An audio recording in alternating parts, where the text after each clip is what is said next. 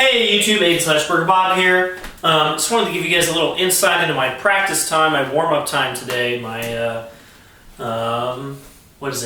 daily routine kind of stuff. Today I'm playing the 62HG and the Bach side by side, alternating on exercises, just to kind of get a feel for how they're different. Already I've done a bunch of stuff. I'm doing some more exercises I got from David, and I'll continue doing those. Right now I'm going to start with this. I recently put in my Edwards 2 Sterling silver lead pipe, which doesn't actually screw in, but it goes in all the way, so it fits. And it really opened up the horn, makes it feel just more, I don't want to say more like the Bach, but just a little easier for me to play. Here we go. This is just like a scale exercise. First, glist, kind of, just slurred I guess, and then articulated second. What key am I in? I'm on C. There we go.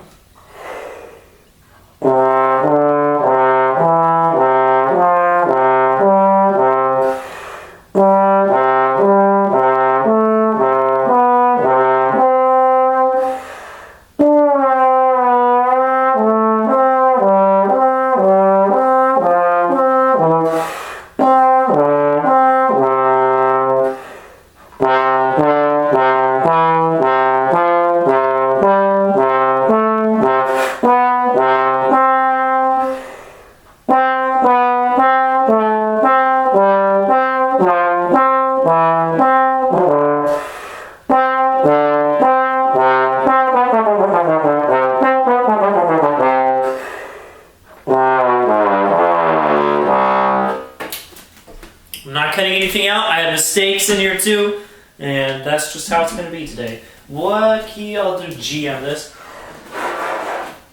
Just doing the same thing, alternating between horns, really finding out those differences that I'm noticing, and in which way each horn is better than the other.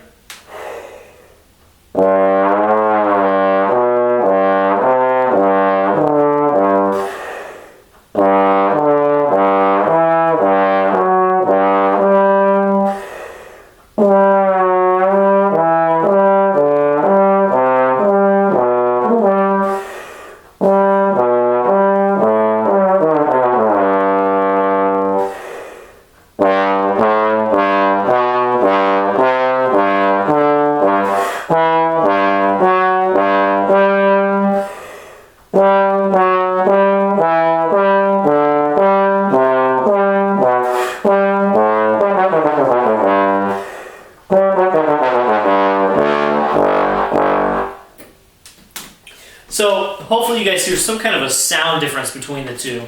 The sound, even with my earplugs in this small room, I'm just playing at a wall right now, I can tell there's a big sound difference, at least behind the bell.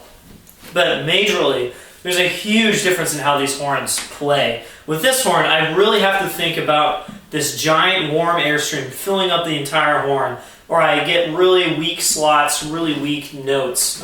It's just a bad sound altogether. With this horn, I can really just kind of chill out and not use a ton of air. Like, if I try to push the same amount of air through this, it doesn't really respond in the same way. It just kind of backs up and goes, no, stop doing that. And of course, the trade-off is the sound is a lot less large, a lot less wideness to the sound. But I still really like it. And on this exercise, it's just really easy to do. It's just easy to go through these notes. I'll do G flat on this horn.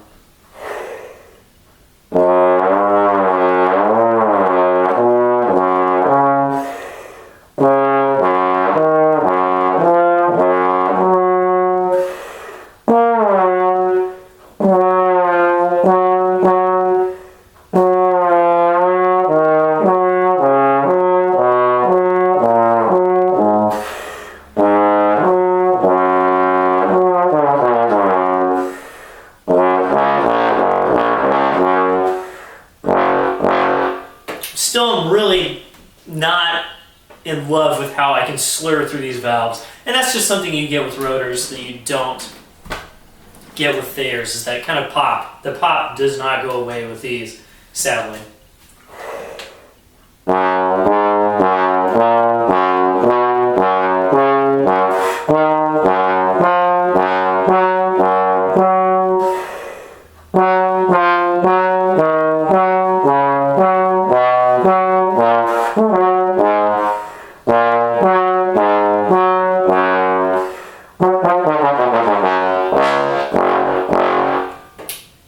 The low range with this lead pipe really opened up, really kind of let me relax on those notes instead of kind of having to finesse them through the double valves.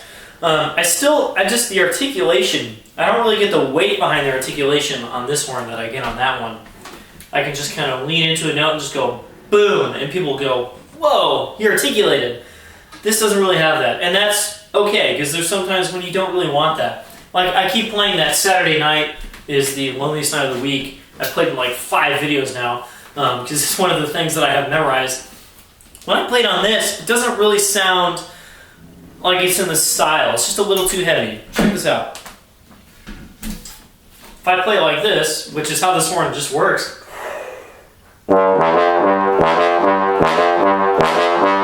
there's just a little too much front to every one of those notes. It's just a little kind of like, wow, you're playing that in a classical style. And yeah, it's probably me not playing the style very well, but also this horn just kind of does that. That's how it's built. That's how it works.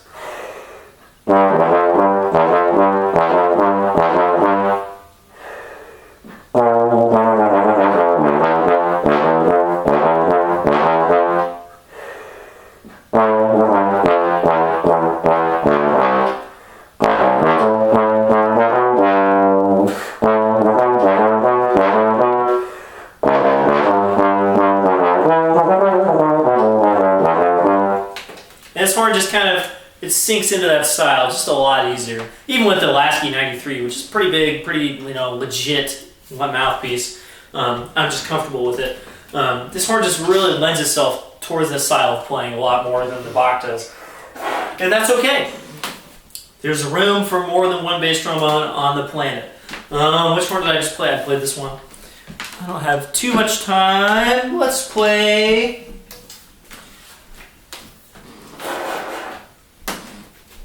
Let's play some flexibility stuff in the low register. That's not really so much flexibility, just kind of a flow study.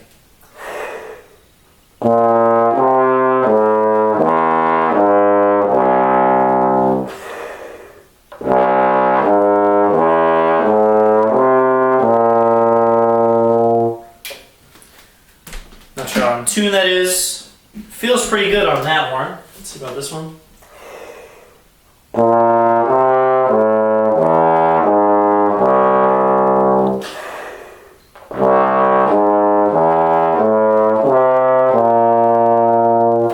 It does feel like it's a little more in tune. This horn gives you a lot more support on each slot than this horn does. In order to get that support on this, you really have to use a lot of air, just kind of like fill it up. On this, it's just kind of there. Let's do the next one down.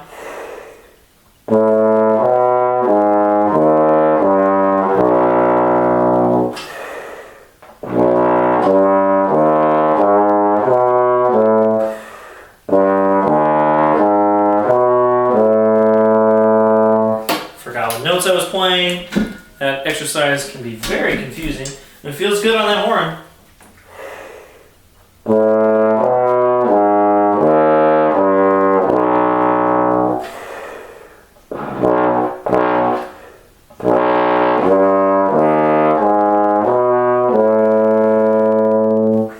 But all the slurs on this feels much more natural. I can just kind of glide from note to note.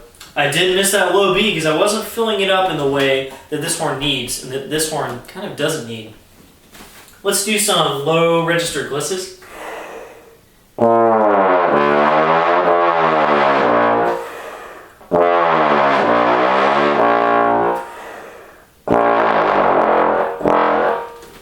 Same thing on this.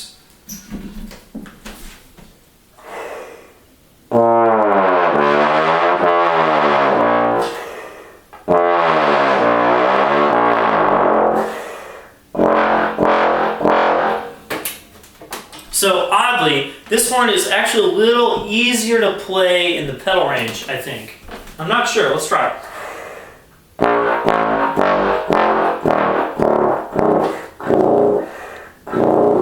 The B-flat scale and pedals, pretty darn easy on that instrument.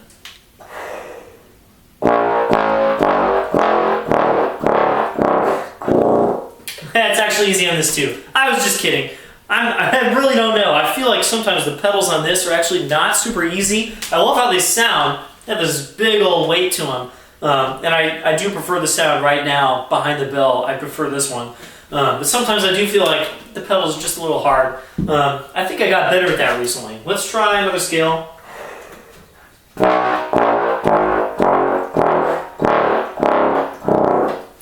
B scale. Get some more double valves.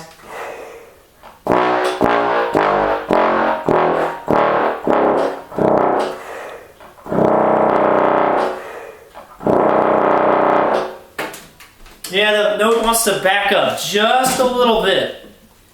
And probably that part of that is me. I'm not totally warmed up today.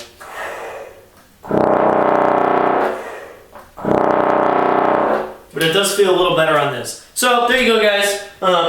Just a little bit of insight into my warm-up, into what I'm doing today.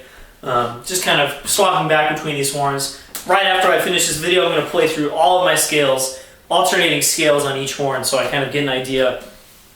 One, I need to play my scales, and two, just how they differ as I go through different ranges. I would play those, but I'm going to mess those up a lot more than I want you guys to watch, so that's it. See you guys next time.